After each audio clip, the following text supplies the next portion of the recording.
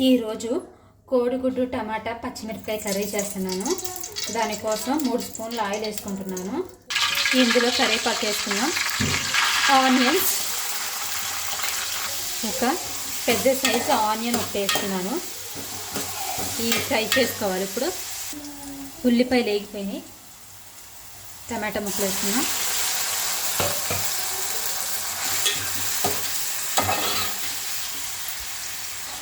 టమాటాలు 5 నిమిషాలు మగ్గిన తర్వాత 1/2 స్పూన్ పసుపు వేసుకున్నాను. రుచికి సరిపడా సాల్ట్, కారం. ఇందులో ఒక 5 ఎల్లుల్లిపాయ రెబ్బలు దంచి పెట్టుకుని వేసుకున్నాము.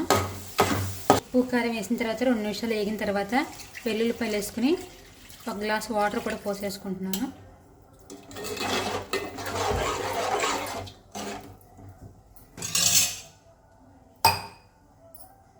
మూత పెట్టుకుని ఉడికించుకుంటున్నా. ఇప్పుడు ఈ పచ్చిమిరపకాయలని ఇలా కట్ చేసుకుందాం. మనం ఇలా అన్నిటిని కట్ చేసేసుకుందాం. మూత తీసుకుని ఇలా కట్ చేసుకున్న పచ్చిమిరపకాయలు ఇలాగే వేసేసుకోవాలి. ఇవి చాలా టేస్ట్ ఉంటాయి. ఇప్పుడే ఎగ్స్ కూడా వేసేసుకుందాం. ఇలా కట్ చేసి చుట్టూ కట్ చేసుకుందాం.